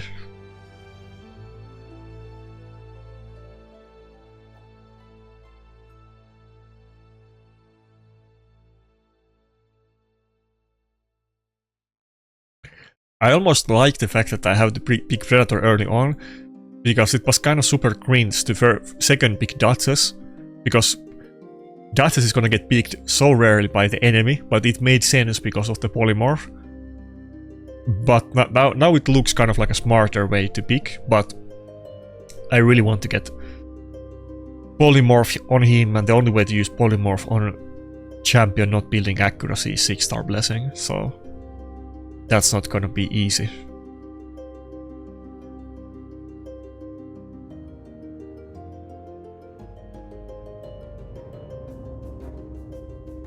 I feel like at this point, Life Harvest is great, and if I get higher level of Life Harvest, then we will get turn meter boost when they revive people. That will be really good. But originally I was kind of theory crafting and feeling that I'm gonna need the health reduction from Life Harvest, or the destroy effect, or whatever you call it. Otherwise I'm not gonna have enough damage to kill tanky teams, but I actually changed my mind about that. I don't really need the effect at all. It's a good effect until I can get polymorph, but I really do want to get the polymorph.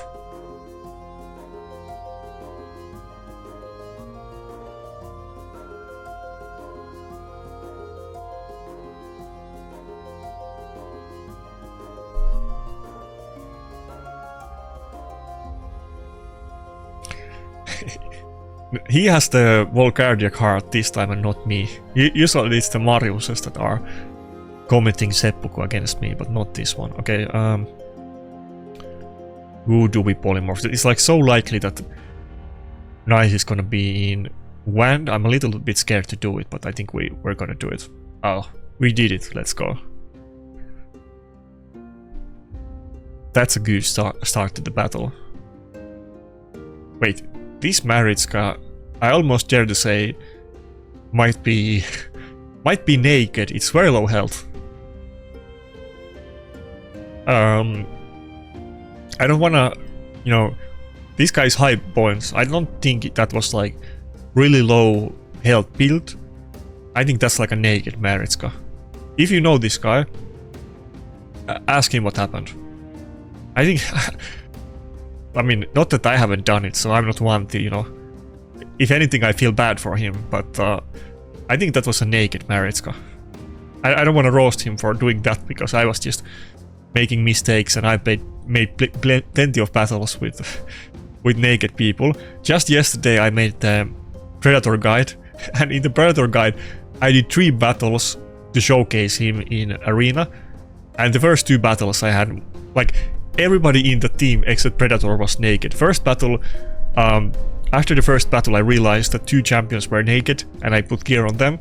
And then I did a second battle, and then I realized the third champion also was like half naked. So, or not half naked, but missing gear pieces and wrong set, not even PvP set on and everything. So happens to me all the time, sadly. That's the downside, that we can swap sets these days and have the free gear swap and the presets, which is great. But so often I forget about it. Would be nice if there could be some kind of icons that you can check the gear, like hover over the champion and you can see the stats or something like that. Or maybe even in the lobby, maybe that would be too OP. Maybe in the lobby you could like click on a champion and then click on gear preset and swap it before you pick it. Maybe not after you pick the champion, but either at the start of the lobby before nobody picked anything, or before you pick that champion. It would be good if you could swap the gear around. Maybe that would be too complicated and too few people would find it relevant, but I would definitely use it if that was a thing. And it could be same thing with like Grim Forest and all the other content. Like when you're on this menu, when doing other content, would be really nice if you could just click on the champion and then get to his gear presets and pick one of them.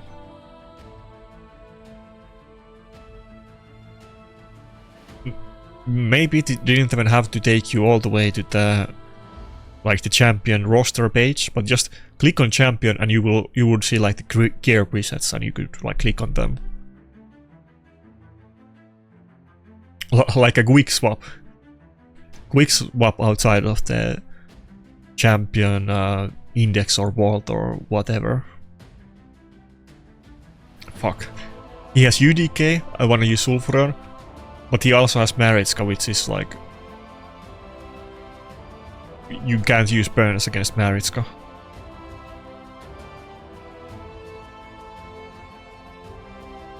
I think we have to go for the UDK ban and face the Wrath of Carnage. Damn, that actually makes sense. That was like a well-rounded sentence that we have to face the Raids of Carnage. It almost sounds like some kind of you know, half-baked dialogue from old RPG game or something like that.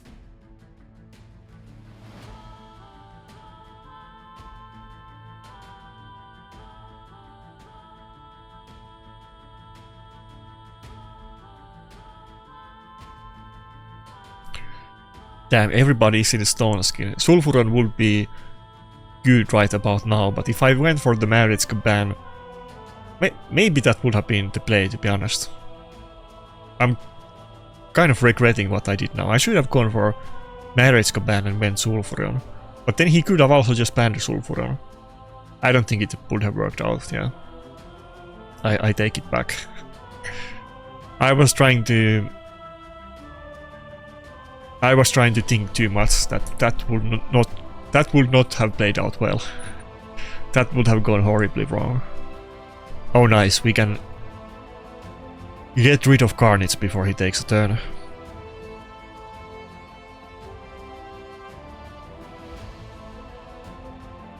Oh, that's actually good for us that Marius didn't die. I can both stack the Predator passive and block revive it.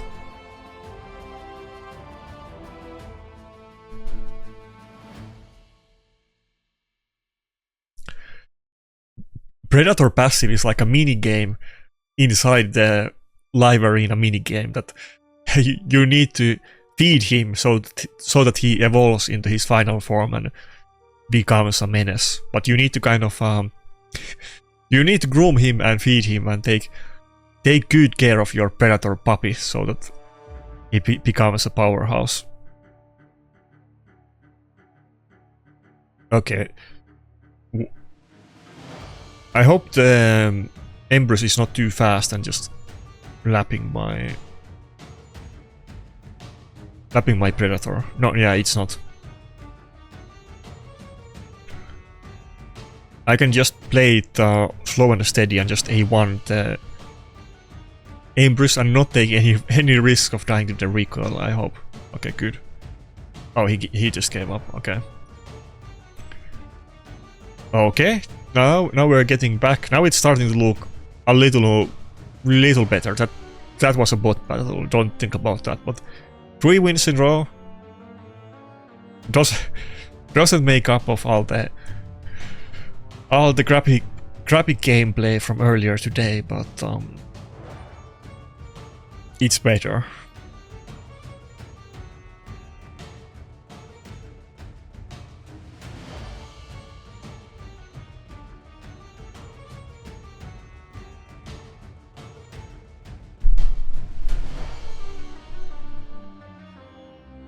I'm making some gains here slowly, like not like a super dominant session, but I'm also not bending over and feeding the enemies. I'm struggling, but making gains. And once I'm done with this, I'm gonna edit the video and start rendering the file, because it's gonna take eons to create it, because it's a long video. And then I'm gonna hit out my machine and make some gains on my muscles and level up a bit in real life as well.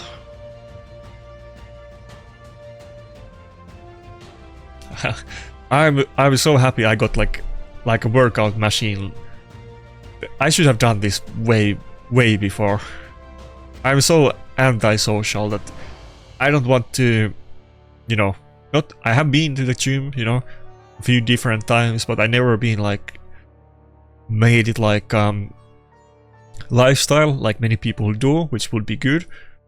I just don't like the idea that I'm sweating inside gym and there's tons of other people there, and then, you know, I'm making some dumb faces when I'm like lifting some hard weights, and I don't like the pressure of other people being there. I just want to be alone. I want to listen music. I want to, you know, I can be on my underwear. I can make weird faces when I pull out some heavy weights, and I can also, you know, I can chill out and listen music without any worry about anything.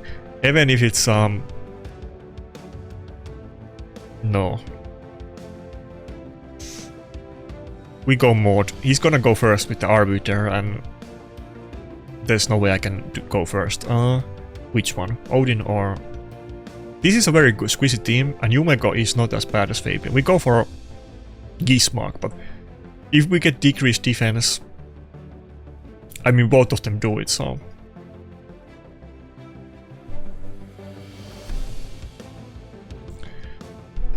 Anyway, I've been enjoying doing my little workouts in my gaming room, and I'm sure the way this is going, I'm gonna make some gains eventually, because I'm rather enjoying it, and it's much more fun.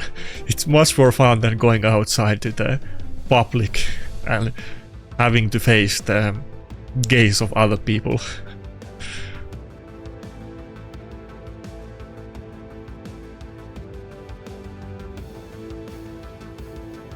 I have like there's a room that has like lots of old trash, that like old furniture and so on, and I think the long-term gameplay for me is that fuck, I don't have Veil. I wish I did. Do I risk it? Almost certain it's gonna resist, but I'm just gonna YOLO it, and if we get it now, then it's already game over. Okay, resisted. Okay, it's fine. Maybe down the line I'll clear that room out of all of the old stuff that is there, and oh fuck. And maybe get some other gym equipment too, and make it like a proper gym room. But for now, this one machine is good enough.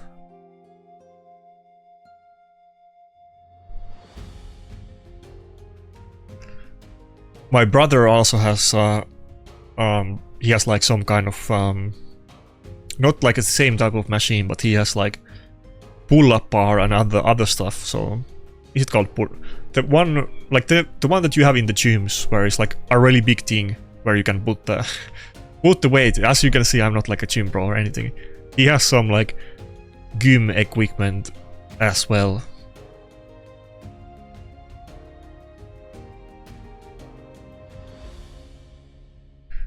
He in his own place, on his own room, and it's chill that way.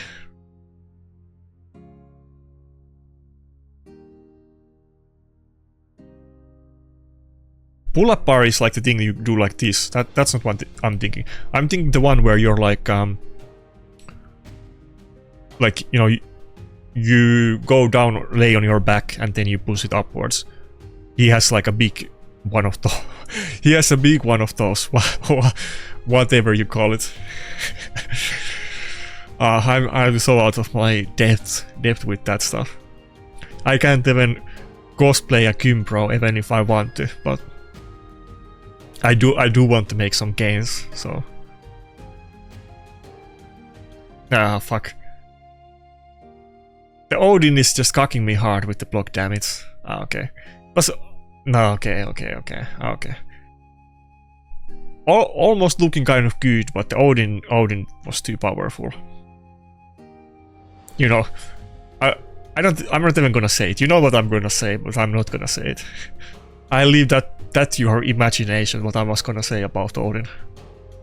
I'm not gonna even make a reference to anything else. You can make it in your own mind and make the mental association, and then you're never not gonna be able to make that association when you think about Odin or something else in the game again. It's gonna be a slow progressive brainwashing, but you will come to realize the true meaning of life eventually. I will be vindicated. I can't help myself but to bring it up on like every video, but the win rates are gonna be up soon on Hellhade's website, and then we will see where the chicken pieces. I don't know if you have that saying in English or not, but it's a Finnish saying.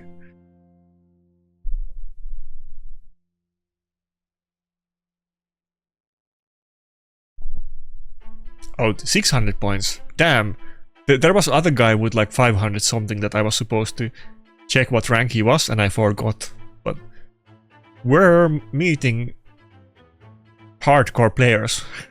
He's not a casual. Not empowerment on his team though, so it's not like a giga kraken. This looks like almost free to play friendly, to be honest. Do I brave? He has the arbiter again. Do I brave? I'm just gonna try it, but it's not gonna work.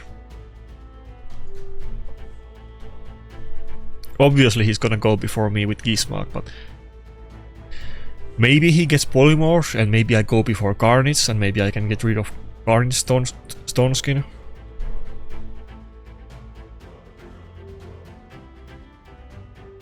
Okay. So far so good. I don't want to wait if I go before Carnage with my Embrys or not. I think we're just gonna go for polymorph.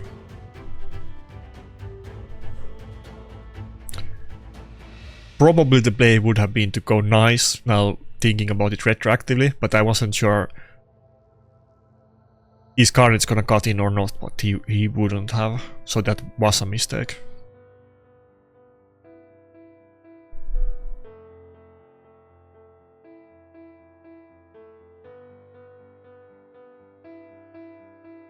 Just A1. I don't want to use any skill here. Maybe A2 could have been good, but I was trying to play conservatively. Oh, let's go. We only had one kill and we proc the passive, so was worth it.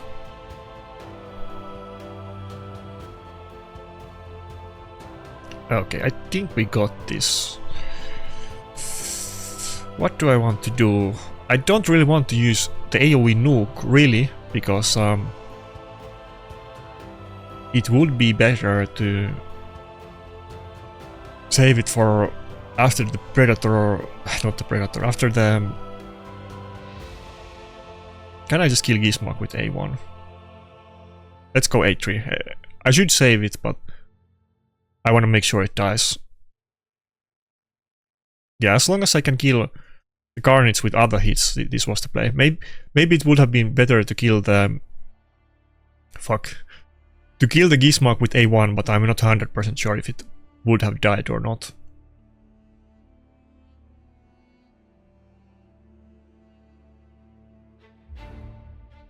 Okay. That wasn't too bad. Actually, I should have let it stay alive, so I could get the kill on Predator. I was afraid that it would go before me, but I think with the... Oh, okay, we had enough damage. I was gonna say with the stun it was game over, but that nice wasn't as tanky as some of the other nices are. 6 minutes. 35 gems. Decisions. Okay. I get content creator back, so I have to do it. I know some people are gonna cringe at me wasting 35 gems for one fight, likely, but just close your eyes and forget about it. We got SP enemy. Maybe this was meant to be. Now, if I lose, I'm gonna cry, but maybe we can get the win. If this is a win, then it was meant to be. If not, then it was a mistake. I will reserve my judgment for after the battle.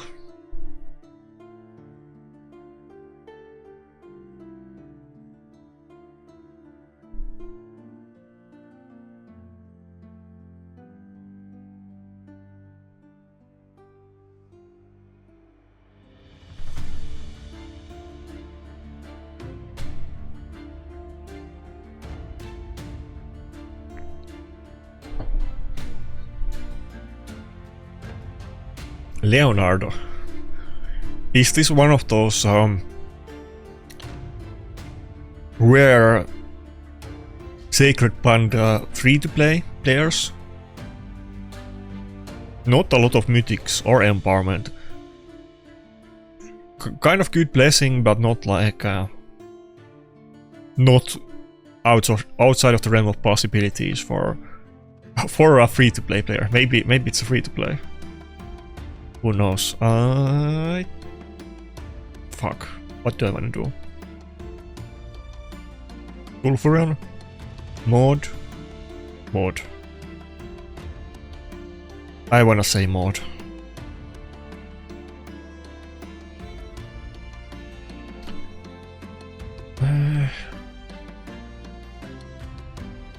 Mod.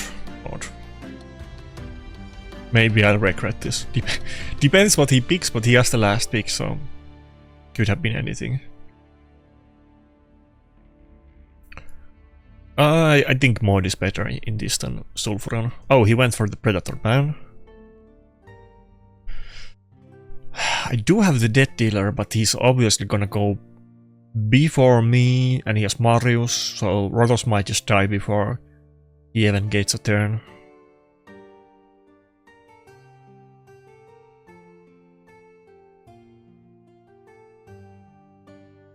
And if I... oh, let's go. If I barely hang in there, of course the Leonardo could always take it at the end. Fuck, maybe I should have went for Marius.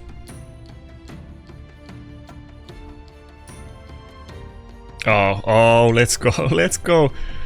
Volcardia card. Oh, he made a mistake. Did he just misclick A1? I don't think this... wait, is the passive gonna... is he gonna die? Oh, okay. I don't know if this guy is... I mean, I can't one-shot him here, but this guy for sure doesn't know that I have Death Dealer, otherwise he should have hurried to the second form, but maybe he misclicked and did the A1 actually. That might have happened there. I can't speak for him, but I think he misclicked. I don't see why he would do A1, like, why would he wait out the turn there?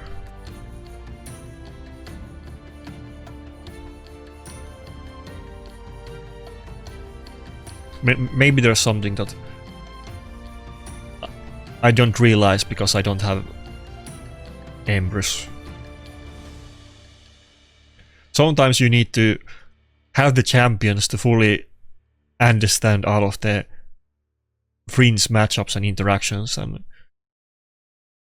you don't realize everything just reading the skills. Okay, we're good. We're gonna go before it. Let's go. Oh, we have time for one more. Okay, nice. Okay, so that games were well spent.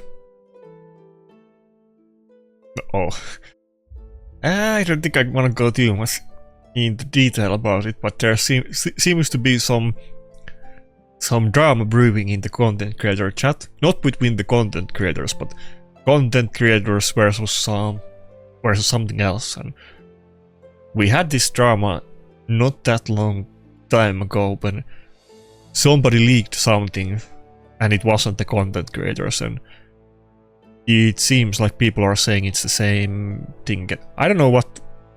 that's faction leader. What do I even do here? I don't know. Do I ban it? I don't know what this does. Like, literally, I don't know.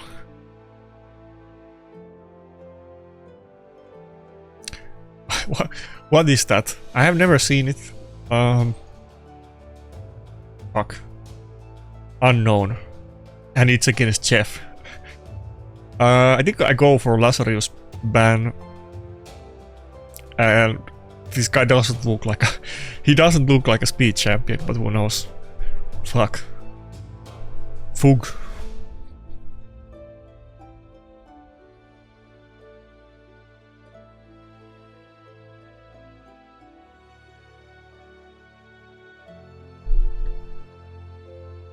Is that a nuker? It's not high health, it must be attack scaling or defense scaling.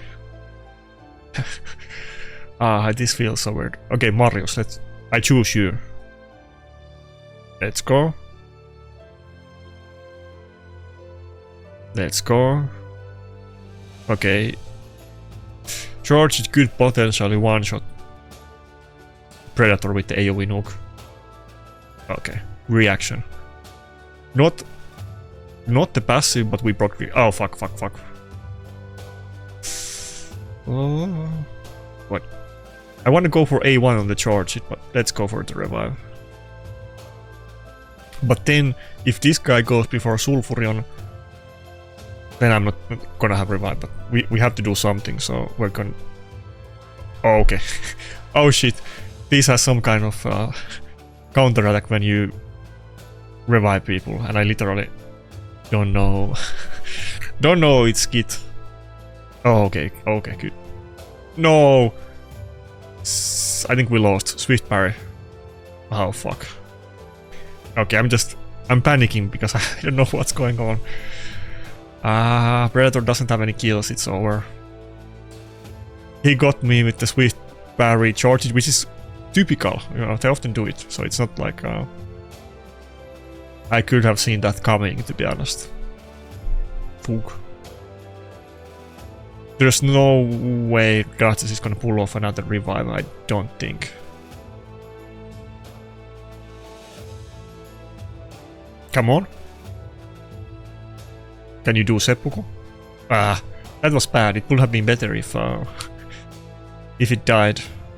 Yeah, we don't have enough damage to kill the Carnage with... Oh! I said that and then we do... Oh, let's go. I was gonna say he heals himself, so we're not gonna heal it with the shields, but... We did? Okay, Datses. You have to do this. I need this win. Oh, it would have been so bonkers if he has 3 Stormcaller stacks. If he proc the shield and then died to it, but Okay, it's over. I feel like at this point my Duchess would like beat this Marius in 1 versus 1, because it's clearly not is it 6-star blessing? Oh, it is, but it seems like it's more like high accuracy, high speed than full damage. Oh, we have Enfeeble. Full damage Marius. So I think my Duchess would literally beat it in 1 versus 1, because it wasn't one-shotting it or dealing very substantial amount of damage. Again, my Duchess is like 164,000 health, to be clear, but still. Let's go. Okay, thank you, Duchess. That was I thought it was over. That came in clutch. Okay, I have read this champion kit before. I'm gonna guess the wrong faction. It looks like Knight Revenant. It's Knight Revenant, right? It's not. Okay, It's undead? Yeah, it's undead, okay. I have read the kit before, but I literally don't remember it. Whenever an enemy is revived, instantly activate you stand accused. If multiple enemies are revived, the initial target of the revive will be targeted by you stand accused skill. Will not put it on cooldown. 50% chance of activating that skill on an enemy when an ally is killed once per turn. Instantly activates the same skill against Hydra. Okay, who cares? Okay, he really likes that this skill, you stand accused. Attacks one enemy, will ignore life barrier. Okay, this is like Hydra champion? Are we talking about Hydra champion? Will ignore life barrier, poison cloud, shield. This is definitely Hydra champion. Block damage as well as 25% of defense. If the target was killed by this skill, revives a random dead ally with 50% health and turn meter, will ignore... Huh? What does this even mean? This revive will... Oh, okay, this revive will ignore block revive debuffs. I never understood why they started calling block revive debuffs, but I guess it has to do something with how it's coded, but it's clearly not a debuff, or at least not in the sense that we consider debuffs. You don't see debuff on the champion. So like a pseudo Ludia, it's kind of a weird champion that it has mechanics that are clearly only meant for PvP and they're not relevant anywhere else, and also mechanics that are clearly meant for Hydra and are not relevant in anywhere else. So they're trying to double dip. Places block revive on target killed by this skill, and this procced on us before. It's funny, pretty much always when they have a new champion and they give us like the kit, and then there is like Plarium log description about the champion and they're kind of like promoting it and shilling it. It always says something along the lines that this champion is gonna be great for both PvP and PvE, and usually it's not gonna be great for either, but it's definitely not gonna be great for both of them, and they always say that this one is gonna be great for both PvP and PvE. I don't know why they do it, because it's not true. Whenever this champion kills an enemy or decapitates Hydra, deals the turn meter of all allies by 25 and heals them by 25. Oh, yeah, it's defense scaling, yeah. Attacks all enemies, places provoke, increase defense and shield on all allies for 2 turns. Shield is based on his defense. All enemies decrease attack weaken. Does he have any max health scaling?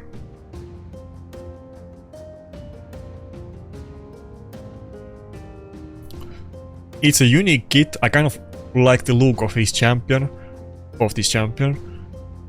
I haven't seen it. I think it's the first battle I ever have against it, but I don't even know when this was released. I definitely read this kit before, so it's not like super new at least. Probably not the most meta thing out there for PvP. I don't know about Hydra, but it doesn't have max health damage either, though it seems good outside of that. Maybe it's good because there's not too many provoke champions. But he got one of my champions. I almost lost to this guy, to be fair. It was really close.